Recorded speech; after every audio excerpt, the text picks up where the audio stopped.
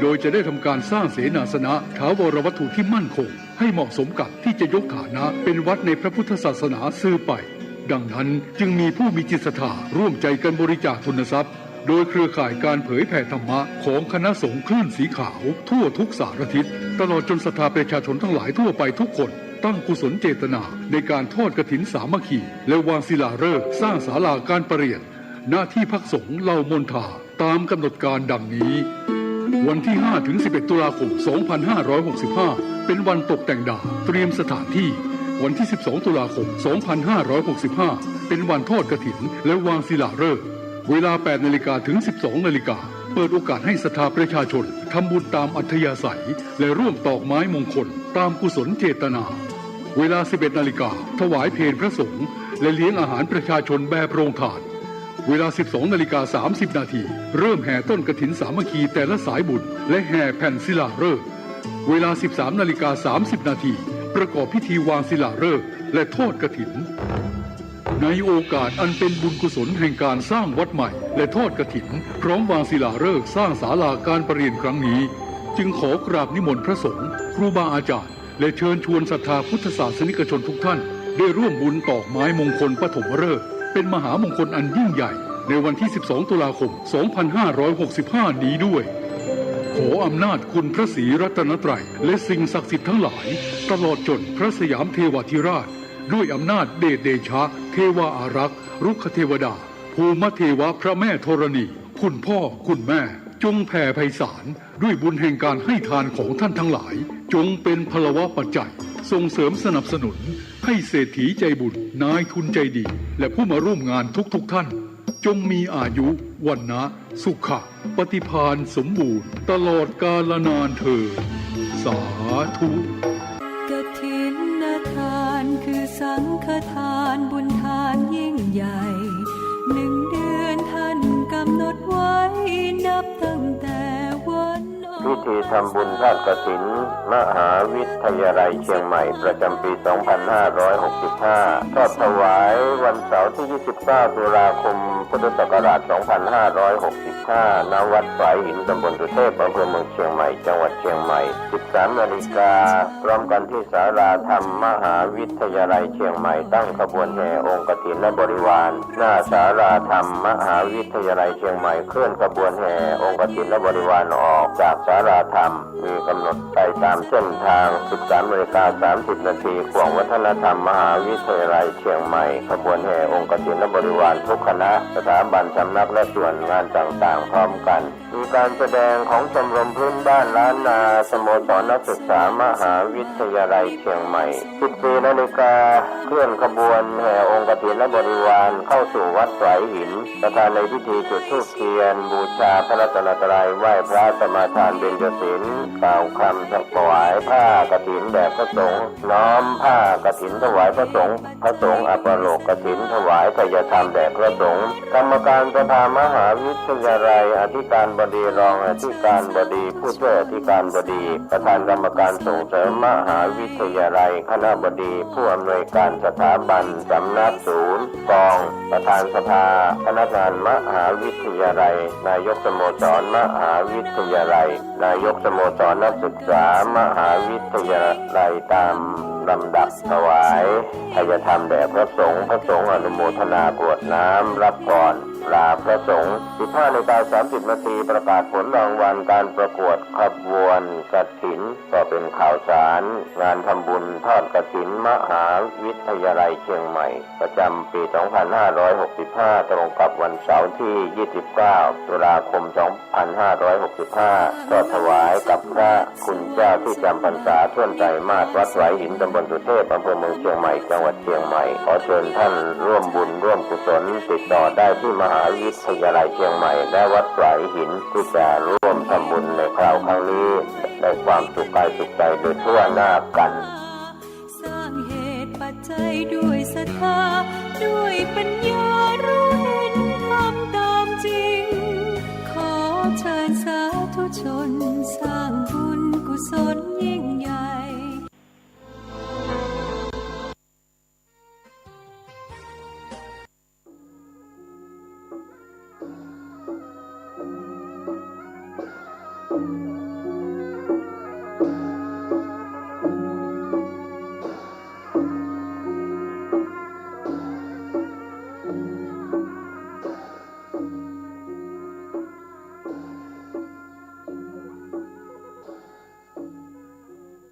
ขอความเจริญในธรรมและความผาสุกทางใจจงได้มาบังเกิดมีกับท่านสาธุชนคนดีผู้เจริญในศีลผู้เจริญในธรรมทุกท่านพร้อมกันนี้ขอยกมือ10 นิ้วกราบอาราธนาเอาคุณพระแก้วเจ้าทั้ง3ประการบุญศีลบุญทานที่ท่านผู้ฟังทั้งหลายได้กระทำปั้มเป่งมาคุณงามความดีที่ทำไว้ในอดีตและกำลังจะทำเวลานี้คุณพ่อคุณแม่คุณครูบาอาจารย์ผู้ประสิทธิ์ประสาทวิชาความรู้เสื้อวัดเสื้อวาเสื้อบ้านเสื้อเมืองพระสยามเทวาธิราชสิ่งศักดิ์สิทธิ์ทั้งหลายอันมีพระบรมธาตุเจ้าโดยสุเทพครูบาเจ้าศรีวิจัยนักบุญแห่งล้านนาไทยพระธาตุเจ้าหริพูนชัยพระธาตุเจ้าดอยกองมูจังหวัดแม่ฮ่องสอนพระธาตุเจ้าลำปางหลวงจังหวัดลำปางเป็นต้นขอได้มาปกปักรักษาพ่อแม่พี่น้องลูกหลานเหลนวงศาคณาญาติทั้งสายโลหิตทั้งญาติธรรมทั้งหลายตลอดถึงข้าราชการทหารที่อยู่ในจังหวัดเชียงใหม่และกำลังปฏิบัติหน้าที่อยู่ชายแดนตำรวจครูบาอาจารย์พ่อค้าพาณิชย์เกษตรกรรมคนรับจ้างใจแรงงานคนขับรถขับลาทุกท่านที่เปิดวิทยุรับฟังเวลานี้เพื่อปากันมีความสุขกายสุขใจเหมือนกันทุกคนตลอดกาลนานก่อนที่จะได้ดำเนินรายการต่อไปนี้ขอปากันยกมือ10 นิ้วไว้พระพุทธพระธรรมพระสงฆ์เอาไว้เป็นสรณะติเปิ้งปนมมือขึ้นว่าพร้อมกันอะระหังสัมมาสัมพุทโธภควาพุทธังภควันตังอภิวาเทมิกราบสวากขาโตภควตาธัมโมธัมมังนัมมัสสามิกราบสุปฏิปันโนภควโตสาวกสังโฆสังฆังนะมามิกราบ หันทะไมยังพุทธัสสะภควโตบุพภาคณะมะกะลังกะโลมาเสนะโมตัสสะภะคะวะโตอะระหะโตสัมมาสัมพุทธัสสะนะโมตัสสะภะคะวะโตอะระหะโตสัมมาสัมพุทธัสสะนะโมตัสสะภะคะวะโตอะระหะโตสัมมาสัมพุทธัสสะพุทธังสรณังกัจฉามิธัมมังสรณังกัจฉามิสังฆังสรณังกัจฉามิตุติยัมปิพุทธังสรณังกัจฉามิตุติยัมปิธัมมังสรณังกัจฉามิตุติยัมปิสังฆังสรณังกัจฉามิตติยัมปิพุทธังสรณังกัจฉามิตติยัมปิธัมมังสรณังกัจฉามิตติยัมปิสังฆังสรณังกัจฉามิอิติปิโสภะคะวาอะระหังสัมมาสัมพุทโธวิชชาจรณะสัมปันโนสุขโตโลกาวิทูอนุตตโลปุริสะธรรมสารถิสัทธาเทวะมนุษย์สานังพุทโธภควติสวากขาโตภควตาธัมโมสันติทิโกอากาลิโก เอหิปัสสิโกโอปนะยิโกปัจจตังเวทิตโพวินโยหิติสุปฏิปันโนภะคะวะโตสาวกสังโฆอุจุปฏิปันโนภะคะวะโตสาวกสังโฆญาญาปฏิปันโนภะคะวะโตสาวกสังโฆ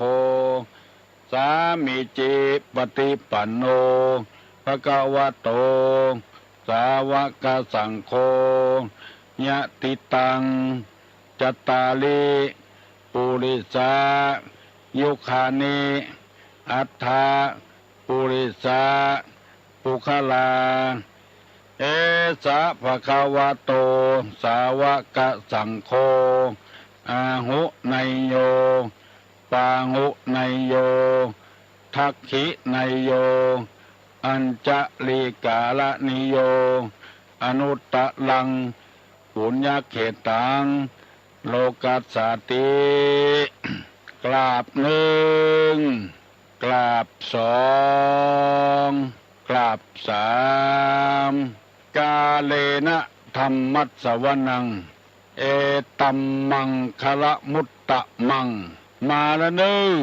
ปอกออกแม่ออกมาแล้วเสียงก้องเสียงกองเสียงมองต่ำเข้าเสียงตุเจ้าเทศนาธรรมมาถึงบ้านมาถึงเฮือนมาถึงในเฮือนมาถึงในมุ้งในสุดมาถึงเตาไฟมาถึงในห้องน้ำมาถึงในวัดมาถึงในรถมาถึงกุฏิกุฏางสำหรับท่านผู้ที่เปิดวิทยุ FM และสถานีวิทยุต่างๆที่เปิ้นถ่ายทอดมาถึงบ้านถึงจองถึงหอถึงเงินเน้อตั้งอกตั้งใจฟังสุดโสสังละพะเตปัญญังฟังด้วยดีย่อมได้ปัญญาถ้าฟังบดีพกฟังเอากำผิดกำพลาดเอากำให้กำขาดก็อย่าไปได้จะไม่ได้ปัญญาฟังด้วยดีย่อมได้ปัญญาฟังด้วยบดีย่อมได้ปัญญาปัญญาก็คือความรู้ความเฉลียวความฉลาดฟังบดีก็ย่อมได้กำบ่รู้กำบ่เฉลียวบ่ฉลาดฟังไปเนอพี่น้องทั้งหลายกูเจ้า6 โมงถึง7 โมงตุลงจะนั่งประกาศธรรมให้ท่านทั้งหลายได้ฟังแล้วได้เก็บสอนอกสอนใจให้มีความรู้ความเข้าใจในธรรมเพราะว่าธรรมะนี้มีความจำเป็นสำหรับคนเป็นอย่างมากถ้าว่าบ่มีธรรมแล้วคนเฮาจะให้ยิ่งกว่านี้ที่เฮาอยู่ได้มีความสามัคคีปรองดองกันก็เพราะธรรมะทั้งนั้นที่เฮาเดือดร้อนลักจกของกันด่าตอกันบุบหูตีตากันก็เพราะขาดศีลขาดธรรมสิ่งเหล่านี้เฮาบ่ต้องการเฮาต้องการแต่สิ่งที่มีสาระมีประโยชน์อันหยังทำสิ่งที่มีสาระมีประโยชน์เกิดขึ้นกับเฮาข้อคือธรรมะเนี่ยเจือใดจะให้มีธรรมะหาโอกาสฟังจากตัวเจ้าพนายผู้มีความรู้มีความฉลาดแล้วเอามาประกาศให้พี่น้องทั้งหลายฟังแล้วเก็บใส่ใจไว้จะได้เป็นคนรู้คนฉลาดบอกว่าคนนั้นจะนับถือศาสนาอย่างก็ตามย่อมจะทำให้คนเฮาได้อยู่ด้วยกันได้อย่างมีความสงบเยือกเย็นอย่างมีความสุขบานหวานใจทุกคนทุกชาติที่เกิดมาในโลกนี้ ย่อมจะมีศาสนาคนบนดอยคนป่าคนเขาก็มีศาสนาของเขาเอาผีเอาสางมาเป็นที่นับถือเช่นวันใดถ้าเผาป่ามันบ่ไหม้ก็ไปบนบานศาลกล่าวให้ผีให้สางโดนบันดาลให้การเผาป่านั้นไหม้แล้วจะเอาครัวไปปลูกบอกว่าชาติใดย่อมมีศาสนาเอามาเป็นสรณะเป็นที่เปิ้งแต่หมู่เฮาทั้งหลายที่เปิดวิทยุฟังเวลานี้เป็นการนับถือพระพุทธศาสนาพุทธะแปลว่าผู้รู้ผู้ตื่นผู้เบิกบานนับถือพระพุทธศาสนาเป็นศาสนาของผู้รู้ผู้ตื่นผู้เบิกบานผู้รู้ย่อมจะสอนไปในทางที่ดีบ่มีการผิดการพลาดยังพระสัมมาสัมพุทธเจ้าผู้ใดปฏิบัติตามแล้วบ่ผิดบ่พลาดแล้วการฟังเวลานี้ฟังศาสนาของผู้รู้บาดจำเป็นที่จะต้องแต่งเนื้อแต่งตัวชุดขาวกาชุดใดชุดหนึ่งให้สะอาดสะอ้านอยู่กับบ้านล้างถ้วยไปตอยนึ่งข้าวไปตอยตำน้ำพริกไปตอยเฝ้าหม้อแกงไปตอยซักผ้าซักครัวไปตอยฟังไปตอยบ่เสียการบ่เสียงานฟังได้สบายแต่บายแต่ว่าขอเงื่อมีความเคารพเลื่อมใสในพระธรรมคำสอนเนี่ยก่อนคนเฮาถ้าบ่มีความเคารพบ่มีศรัทธาบ่มีความเชื่อในธรรมแล้วทำมาอย่างลงไปมันไร้ผลถ้ามีความยึดมั่นถือมั่นมีความเชื่อแล้วฟังก็จะได้ผลศาสตร์พุทธะแปลว่าผู้ตื่นอยู่ตลอดเวลาบ่หลับไหลบ่มุกมุ่นอยู่ในอบายมุขต่างๆแล้วก็ผู้เบิกบานบ่มีการโศกบ่มีการเศร้าเสียแล้วเสียไปเพราะว่าของนั้นเป็นของนอกกายตายแล้วตายไปบ่พิไรลำพันธ์บ่โศกเศร้าแล้วก็หมดแล้วหมดไปบ่พิไรลำพันธ์บ่โศกบ่เศร้าเป็นคนหูโตยตื่นโตยเบิกบานโตยน่าจะขอเชิญชวนท่านผู้ฟังทั้งหลายได้ปากันฟังธรรมะในทางพระพุทธศาสนาเพื่อจะสอนให้คนเหล่านี้มีกิริยามารยาทเป็นที่เรียบร้อยเข้าหากันดูแล้วมันงามมันผ่องใสเหมือนกับผ้า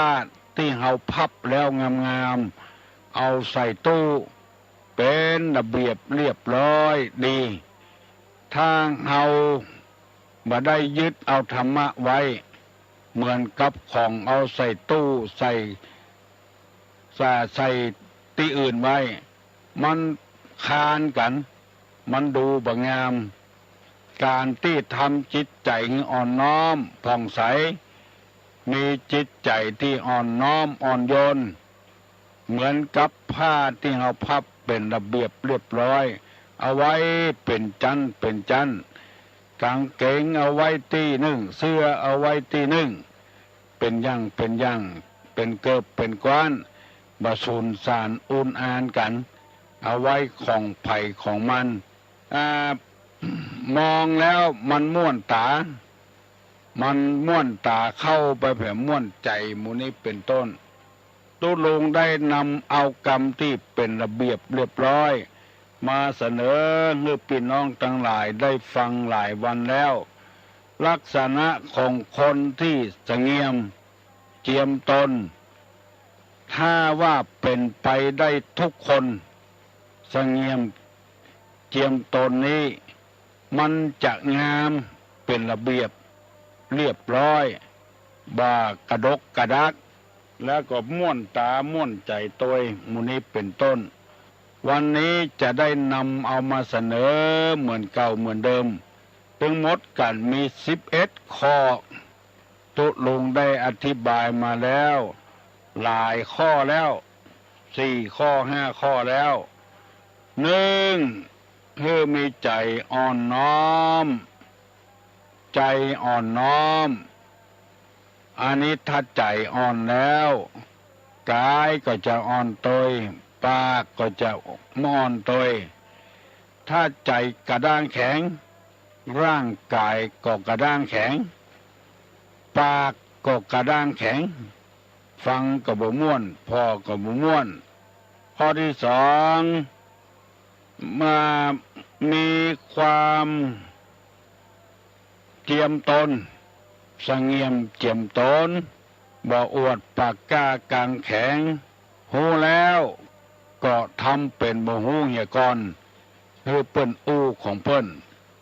บางคนมันถึงมีบัดเจียมตนหูล็อกเหลือเปิ้นถามกำลังถามเปิ้นสบายดีกาเปิ้นก็จะตอบว่าสบายแล้วก็เปิ้นก็จะอู้เรื่องราวของเปิ้นบางคนนี่ยังบัดทันได้อู้เด้ออู้ไปก่อนแล้วหมู่นี้บัดเจียมตนลืมไปฟังอู้เปิ้นว่าลูกเปิ้นให้มันก็ลูกมันให้เหมือนกันนะอู้นักเหลือเปิ้นก่อนถามว่าลูกคนนี้ดีก็เปิ้นกำว่าโอ้ใครสนห้อยลูกข้าก็อย่างเงี้ยสนเหมือนกันกำเดียวก็สตางค์กำเดียวก็ตกหันตกนี่อันเนี้ยบัดเจียมตนทั้งที่เฮาถามเปิ้นเฮาเลยมาอู้เหี่ยคนเดียวอันเนี้ยเฮาลืมไปบ่มีไผสั่งบ่มีไผสอนฮือเปิ้นอู้ของเปิ้นเนี่ยก่อนกะเฮาไปฟังอู้เรื่องของเฮานี่หยังกันว่าเปิ้นผัวเปิ้นขี้เหล้าผัวมันก็ขี้เหล้าอีแหละเมาะอันเนี้ยมันแปลกนะคนเฮานี่นะมันบ่ได้เสงี่ยมเจียมตนว่าอันใดไปบ่ได้เกิดข้อที่3บ่ถือตัวข้อที่4ไม่ยิ่งยโสข้อที่5ทำตนเหมือนผ้าเช็ดเท้าทำความสะอาดทุกเปิ้นเตียวที่ไหนก็จะสะอาดสะอ้านข้อที่6ทำตนเหมือนกับโคเขาขาดโคเขาขาดโคนี่ก็งัวเนี่ยเหมือนกับงัวที่บ่มีเขาหรือเขาปุดไปบ่นับได้นับควิดไผบ่นับได้นับไปตักไผว่าฮือไผพิจารณาฮือถูกต้องก่อนจะไปเบรกไผช่องหน้าส่องตาลงไป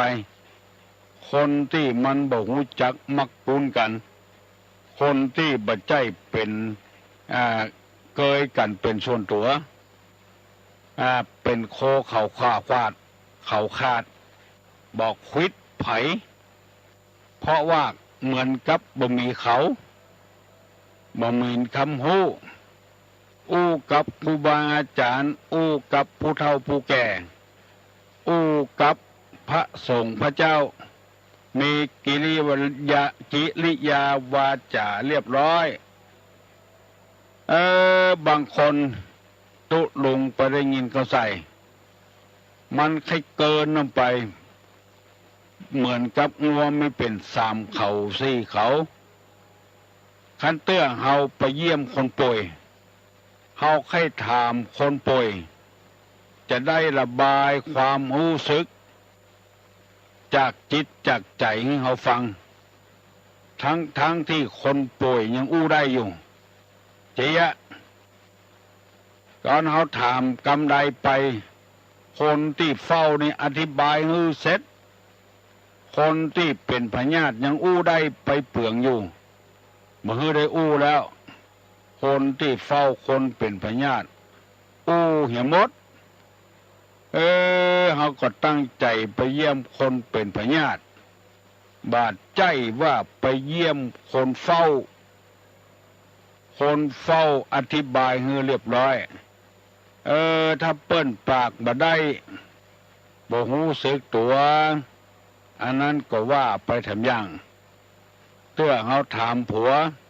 เมียตอบไปหะถามเมียผัวตอบไปหะเปิ้นอู้กันพ่องแบ่งกันอู้เหี่ยพ่องอย่าไปฟังอู้คนเดียวมันเป็นมารยาทอย่างหนึ่งแล้วมันเป็นคุณธรรมอย่างหนึ่งถ้าเฮายังบ่ทำตัวเหมือนกับงัวเขาปุดเขาขาดมันจะควิดไปเลยอย่างเงี้ยว่าไปเลยอย่างเงี้ยไปต่อยกัน4 คน5 คนเปิ้นสัมภาษณ์เปิ้นถามก็ปล่อยให้คนอื่นอู้พ่องตัวไกวส่งเสริมกันเมื่อรุนเปิ้นเบนหน้าไปหาคนใดให้คนนั้นตอบมารยาทอย่างอี้ถ้าทำได้จาดดีถ้าเบนหน้าไปหาเฮาเป็นคนตอบเปิ้นพุทธาโจทนากับไผ่ให้คนนั้นตอบอันนี้จะเป็นมารยาทที่ดีเป็นจริยธรรมที่ดีเป็นคนที่คุณธรรมที่ดีเพราะว่าตุลุงมีประสบการณ์เรื่องนี้มาเปิ้นถามผัวก็ให้ผัวตอบเปิ้นถามเมียก็ให้เมียตอบไปเยอะนะเปิ้นบ่ใจเค้นเอาความอย่างตัวใด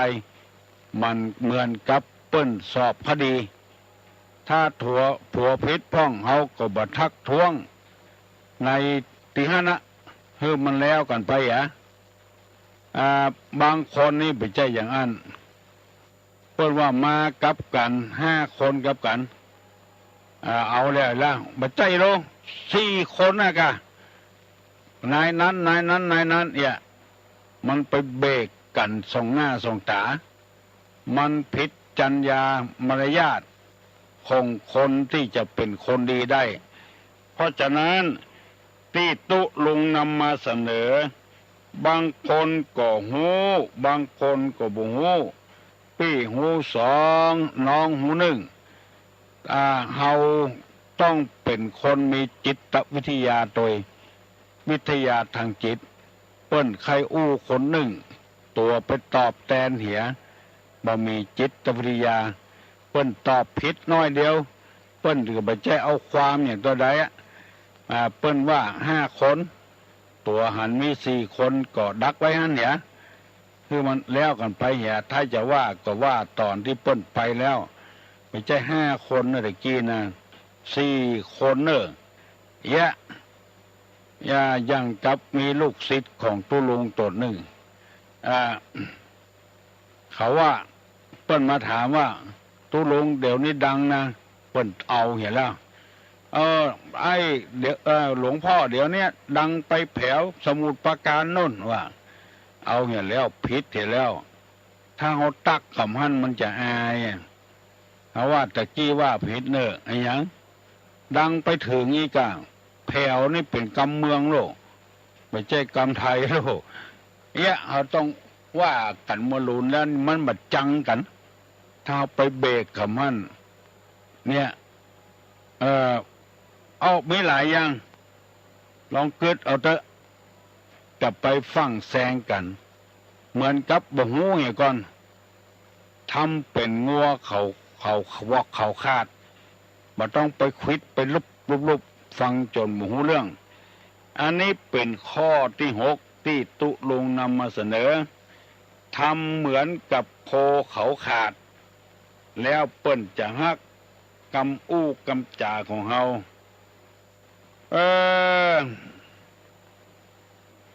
ข้อที่7ทำตนดุจงูพิษที่ถูกถอนเขี้ยว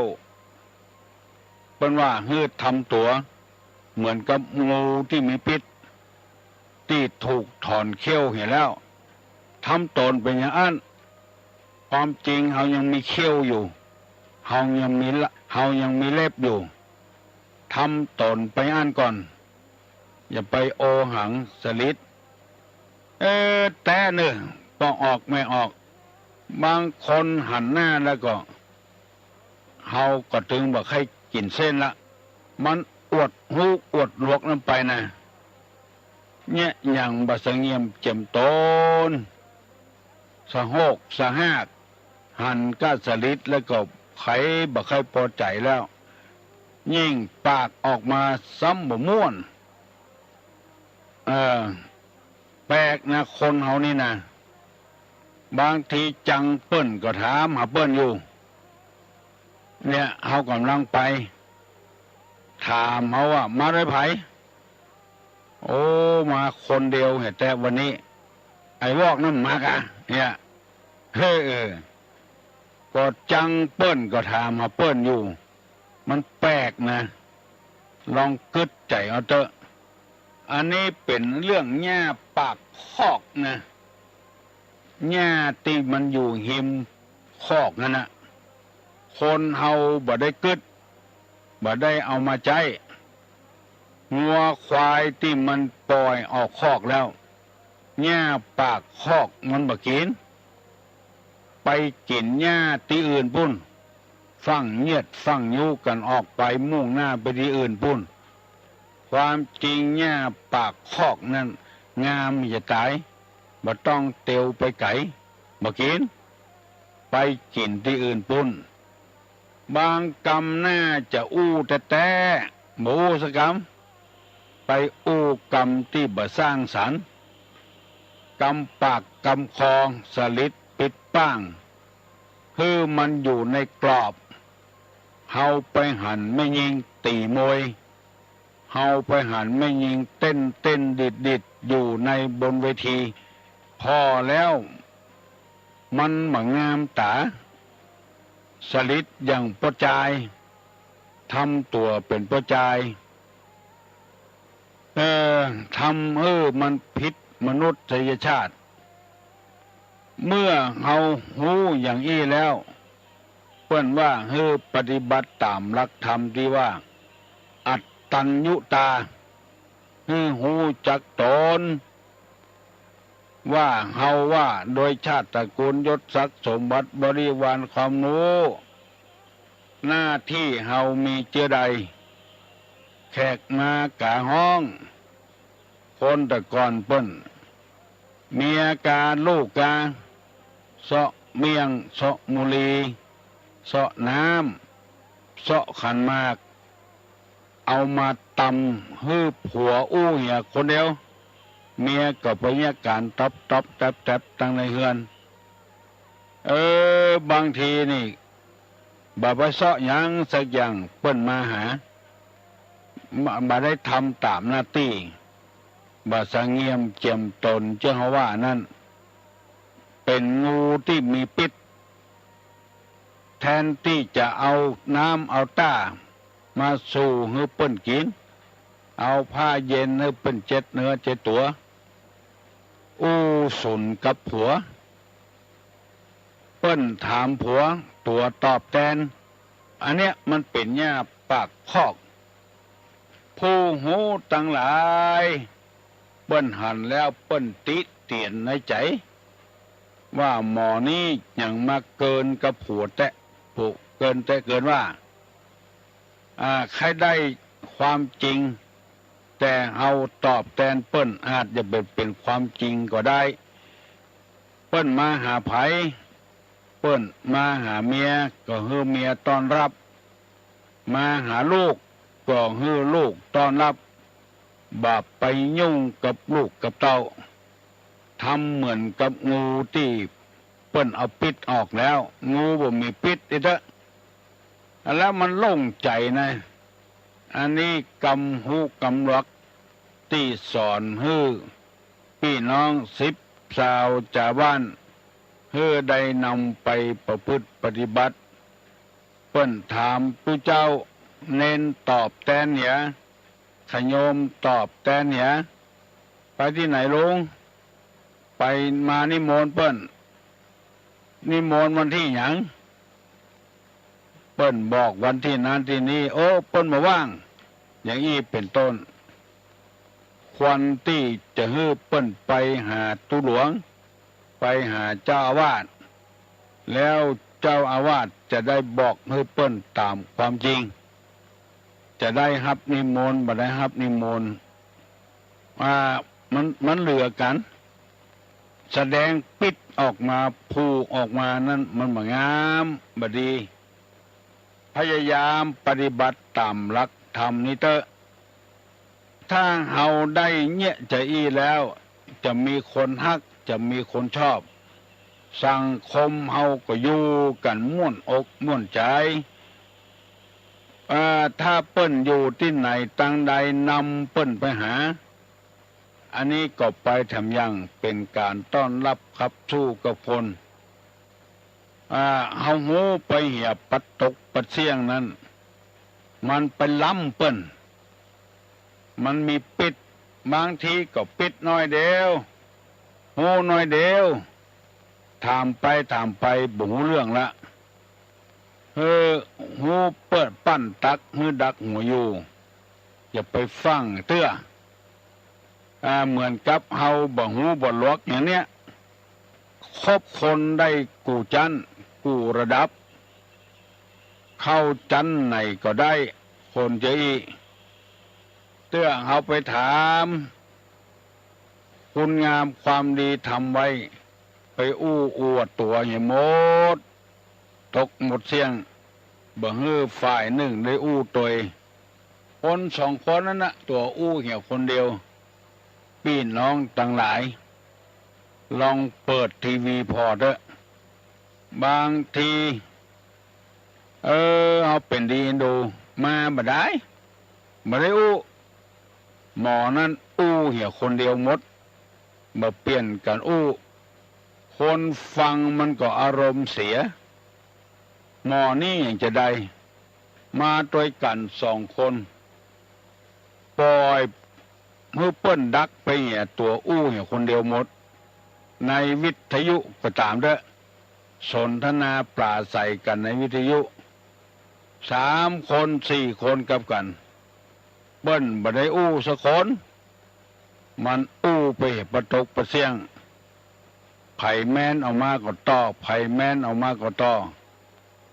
พอแล้วมันบ่ม่วนตาบางคนรำคาญปิดวิทยุปิดทีวีบ่ฟังบ่พอเปลี่ยนกันคนกำ2 ก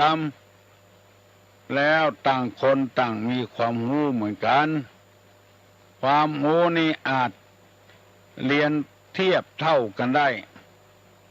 แต่ว่ามารยาทการกันจานั้นมันเทียบเท่ากันบ่ได้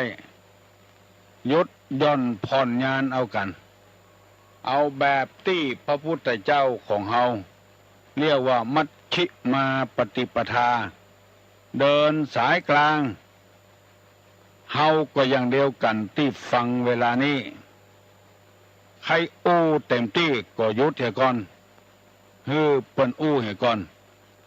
ถ้ามันฉายเดียวนี่ก็บอกว่าอย่างตุลุงประเดียวนี่คนเดียวได้ตลอดเวลาถ้ามีเพื่อนมาเหี่ยเฮาก็เปิดโอกาสให้เปิ้นเหี่ยพ้องเอาละเน้อพี่น้องคองป่ายทั้งหลายขวายละเน้อไผ่ที่ยังบ่ลุกเห็นเน้อวันเสาร์วันนี้ถึงเพิ่นจะปิดการปิดงานก็นอนอยู่ก็ได้ตื่นเหี่ยฟังธรรมะธรรมโมให้เข้าอกเข้าใจฮัลโหลครับผมขอถามปัญหาได้เนอะขอถามปัญหาว่าอคติ4เนี่ยมันมีอย่างพ่องใจจะเรียกว่าอคติ4มี4ข้ออคติ4มีสั่งพ่องใจไผ่ตอบได้ตอบมาเนอะฮัลโหลเอาไว้สาเจ้าตุลุงจ้าได้เลยเนาะได้เลยอคติ4 1อคติ4มีฉันทาคติลำเอียงผู้ชอบโทสาคติลำเอียงผู้ชังโมหะคติลำเอียงเพราะหลงพยาคติลำเอียงเพราะกลัวเจ้า เอาทำการว่าฉันทาคติ ฉันทาคติลำเอียงพระชอบโทสาคติ อีกะลำดับดี ลำเอียงพระชังโมหาคติลำเอียงพระหลงพยาคติลำเอียงพระกลัวค่ะหมดละค่ะถูกต้องเนอะถูกต้องแล้วโอ้ดีอกดีใจกับน้องพิสมัยฮัลโหลภาษาถามปัญหาครับหัวใจของนักปราชญ์มี4 ข้อสุจิปุริอยากถามว่าสุคืออย่างจิคืออย่างปุคืออย่างลิคืออย่างครับเอาตอบแถมเนอหัวใจนักปราชญ์ภัยไข้เป็นบัณฑิตนักปราชญ์คือมีสุจิปุริคืออันหยังฮัลโหลดาวไอ้สายพัดต่ำครั้งหนึ่งตอบแถมแล้ว1สุคือการฟัง2แล้วจินี่คิดไตรตรองจินตนาการไตรตรองปุถาก็คือถามนะถามไต่ถามข้อข้องใจแล้วก็ท้ายก็ค่ะคือจดเอาไว้ค่ะเพื่อสงสัยแล้วก็จดเอาไว้ถามแล้วเข้าใจแล้วก็จดเอาไว้ลิขิตเอาไว้ถูกต้องแล้วเนอะถูกต้องแล้วหัวใจนักปราชญ์ภัยไข้เป็นคนมีความรู้ฟังนักพอนักเรียกว่าโสตทัศนศึกษาเข้าตังตาก็ได้เข้าตังหูก็ได้ฮัลโหลสวัสดีครับฟังพี่ลุงเสร็จแล้วฟังพี่ลุงมาเมินแล้วครับฟังตัวลุงมาเมินแล้วต้นใจพี่คนตะกี้ยังเก่งเราปัญหาธรรมะนะพี่สาวคนตะกี้เก่งปัญหาธรรมะเก่งธรรมะนะเก่งก็เก่งลงคณะผมบัวพี่น้อยแล้วก่อนเก่งเหมือนกันครับไม่ใช่ข้ออะไรครับอันรัตนะ3 อย่างมีบ้างตัวละอย่างมีความหมายอะไรครับรัตนะ3 อย่างมีอย่างพ้องไผ่ตอบได้ตอบเนื้อรัตนะคืออันหยัง3 อย่างมีอย่างพ้องตอบมาเนื้อไผ่ตอบก็ได้พิษใหม่ตอบก็ได้น้องป๊อบน้องอามน้องบิมน้องพิมน้องบิวน้องโก้ไผ่ตอบก็ได้เนอะฮัลโหลเอาไว้สาเจ้ายังเหมือนเดิมรัตนะก็คือ3หน้าไตรที่พระพุทธพระธรรมพระสงฆ์ในเจ้าตัวรัตนะแปลว่าหยัง3ใจการัตนะก็คืออย่างที่พนเอาใส่หัวแหวนน่ะรัตนะคืออย่างนี้แก้ว3 ประการรัตนะไตรแก้ว3 ดวงคือพระพุทธพระธรรมพระสงฆ์อย่างพิสมัยตอบคนเดียวหาน้องหมู่นั้นมีไหนหมดช่วยกันตอบพวกกัน053-121-058ฮัลโหลตุลุงกระเจ้าตุลุงเนอะไปสาเจ้าท่านข้าเจ้าจะขอถามว่าอันการทำบุญนี่นะเจ้าที่เขาทำบุญให้กับคนพิการเนี่ยเจ้า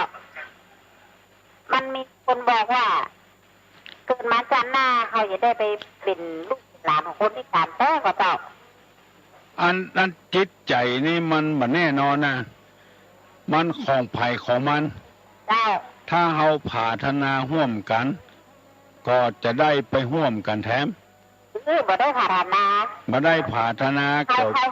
เขาคือเปิ่นข้ออินดูเปิ่นสมาต่ำกาดเจ้าบ่เป็นหยังเขาสงเคราะห์เปิ่นน่าจะเขาบ่ได้ปรารถนาก็จะบ่ร่วมกันคือข้ออินดูเปิ่นอีบ่ได้เจ้าสงเคราะห์อินโดตานไปเถอะบ่เป็นหยังนะตุลุงตุลุงก็จะแยกอ่ะ หมู่ที่มาตายกับก็มีนะ เจ้า หมู่ที่เฮาเป็นเจ้าภาพเปิ้นก็มี เจ้า บ่มีหยังสักอย่างมาเป็นเจ้าภาพศพให้เปิ้นอันนี้เฮาก็มีเฮาก็อย่าตาให้เปิ้นนะกะ ถ้าตัวคนตาบอดนี่เนาะ ตา แข่งกูดขากูดอีนะ นะ เพิ่นจังมาขอทานต่ำกาเด้ข้าเจ้าขายควรติกาดนะแล้วก็เจ้าจังเพิ่นแล้วเขาว่าฟังเนอชาติหน้าจะได้ไปเป็นลูกเป็นหลานเพิ่นเนอ หมู่นี้มันเป็นมารเนอะไม่ออกเนอะปานมันว่าสร้างสรรค์นะมันกึดเอาคนเดียวว่าเอาคนเดียวบ่มีในหลักพุทธศาสนาบ่มีนะคะเจ้าขอแค่แน่ตัดกันเลยมาค่ะตอนนั้นเฮาเลี้ยงหมาทำน้อยเฮาได้เป็นหมาค่ะเป็นลูกหมากันเนาะมันบัดสร้างสรรค์นะว่าไปเลยนะเอาแมวมาเลี้ยงเฮาเข้าแมวแถมจ้าหน้าเลยได้เป็นลูกแมวแต่นะขอบคุณนะเจ้ามันบัดสร้างสรรค์นะฮัลโหลตุลุงเจ้าตุลุงเนอะถ้าไปหาที่วัดใครเบอร์โทรเจ้าฮู้เบอร์โทรเอากำปากกาเนอะ121ได้ละ100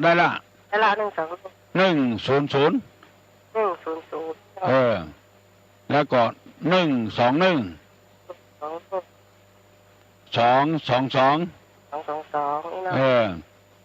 แล้วก็057 233แล้วก็233แถมอัน2อันตำบลนี่ไปกดอย่าไปลืมกด053เนอะ053 121 100แล้วก็253 121 222 057 233 ถ้าใครมาหาตุลุงนะขึ้นมาติกิโล10เนี่ยมาตังแม่ริมนะมีพัดนาคปกใหญ่ๆ9 ศอก 9 นิ้วอยู่หน้าวัดนะอยู่ทางเหนือประตูนั่นไม่ออกอยู่ที่ไหนอยู่บ้านที่เจ้าบ้านที่กะกินข่าวหรือยังเจ้านั่งตลอดเลยยังกินเตอแล้วรบกวนตะเย็นนะเจ้าฟังถึงวันเนี่ยฟังถึงวันเจ้ามอนวะน่ากับสาธาถึงว่าจะไปแอบหาเนี่ยอันกะมาวันเสาร์วันติดเนอะโทรมาเฮก่อนเนาะโทรมาถามเฮก่อนอยู่มั้ยอยู่เนี่ยมันล่ำได้อยู่ยังนี่วันเสาร์นะเจ้าโชคดีเนอะโชคดีเอาละเนาะพอสมควรแก่การเวลาแล้วอยู่ดีมีสุขอายุมั่นขวัญยืนหิมากาคืนเนอะยกมือไหว้เนอะจะปั่นปอนแล้วสัพพโลคาวินิมุตโตสัพพสันตาปวัตติโตสัพพเวลามติกันโตนิพุตโตจตุวังภวะสัพปิติโยวัจจันตุสัพพโรโควินาศตุมาเตภวะตวนตะลาโยสุขีติคายุโกภวะอภิวาทนาสีริสานิจังวุฒาปัญจายโนจัตตาโลธัมมาวัฏันติอายุวันโนสุขังพลัง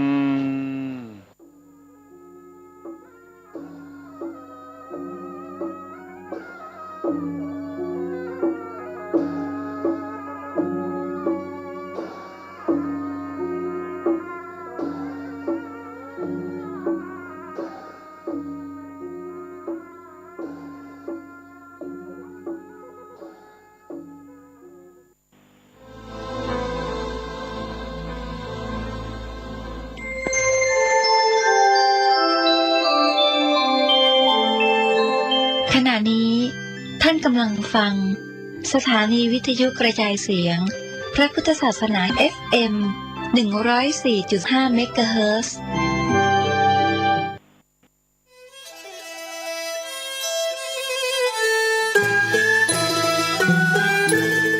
ขอเชิญร่วมทำบุญทอดกฐินสามัคคี